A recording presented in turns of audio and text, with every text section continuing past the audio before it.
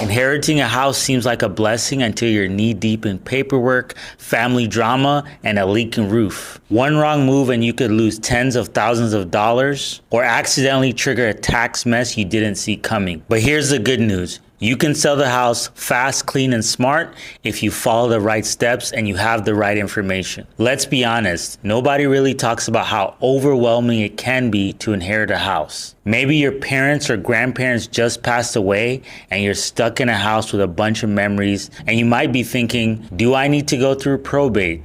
Does the house have mortgage on it?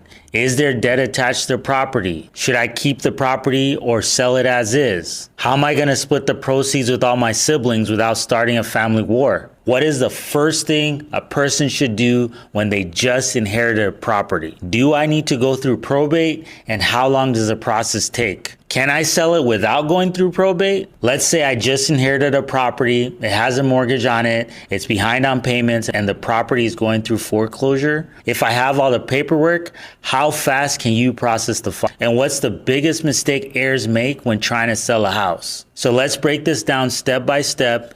Here's what you need to do if you want to sell your inherited house. Step 1, confirm that you're the owner. Check the will, check the trust, check the title. Confirm if you have to go through probate. If you have to go through probate, make sure to consult a real estate attorney. If you want to save money on a real estate attorney, I recommend going through a title company, because generally speaking, they might be willing to charge you on the back end when you sell the property. And because they do volume at a title company, it might be cheaper than hiring a real estate attorney that deals with all sorts of real estate issues. Step 2, to get the property valued, you can reach out to a local realtor. They might be willing to do what's called a CMA, a certified market analysis, to let you know what your property is worth. In my opinion, a realtor is going to do this for free in hopes to get your business, so you let them list the property. If they charge you, in my opinion, that is a red flag. But if they do, it should cost a minimum of $50 to $150. It costs nothing for them to literally put it in their software, and it's going to spit out what they think the property is worth.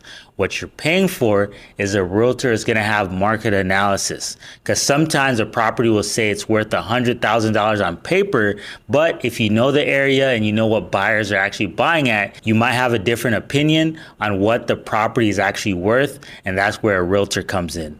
Another way to know the true value of a property, you're probably already getting calls from it. Get 3 different offers. 3 different people should not have drastic different offers. So let's say your house is worth $230,000. Offers should be coming in at $240,000, $220,000, $215,000, right? It shouldn't be your house is worth $230,000 and the investor is offering $100,000. That would be considered a lowball offer. If you haven't got any calls from any investors, you can simply go on Facebook, look up a Facebook real estate investment group, make a post that you just inherited a property, and your messages will blow up. Another thing you could do is go on Google and type in "sell my house fast" or "cash offer for my property" or "real estate investment clubs near me." All those people will be able to give you a cash offer for your property. Remember, get a minimum of 3 offers. Do not just go with the first person. A benefit of finding an investor on Google as opposed to Facebook or people who are just calling you is on Google, they're going to have a website, they're going to have Google reviews, they should have pictures of work they've done. You can check them out on YouTube and you can see if they're actually legitimate. Another benefit of going with the realtor that I missed is the buyer's already going to be vetted, so he's not a scammer. They've probably already verified proof of funds, so that's the benefit of going with a realtor, but you will have to pay those realtor fees. Step 3, check if there's any debts on the property. Probate is going to help you do that. A real estate attorney is going to help you do that to see if there's any debts, mortgages, or liens on the property. You want to know how much those are, because whatever cash offer you get, the mortgage and liens are going to come out of that cash offer. So let's say you get offered $200,000 for your property and it has $100,000 in debts. You're only going to walk away with the $100,000 because because those debts, mortgages, and liens have to be paid before they transfer the title. Step 4, decide how you want to sell it. Like I said, you can either go through the realtor, but you're going to have to pay realtor fees.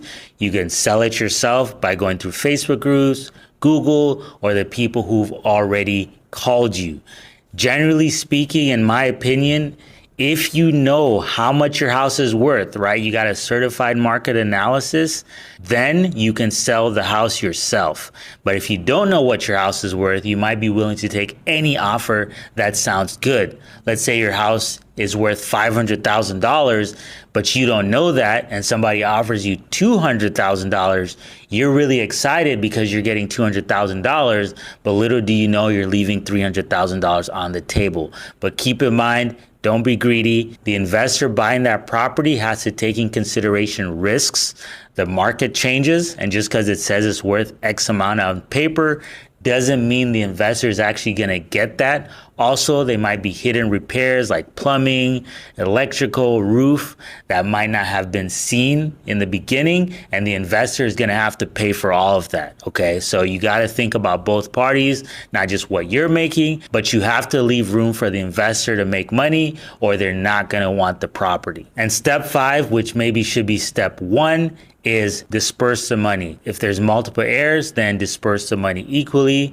Of course, the executor, if it's one of you, should get more money for the effort they put in, or if a sibling did repairs, they should get refunded for that. If you just inherited a home, take a breath, click the link in the bio, and I'll give you a step-by-step action plan on what you can do, and we can decide if you're going to keep the property, fix up the property, or sell it as is.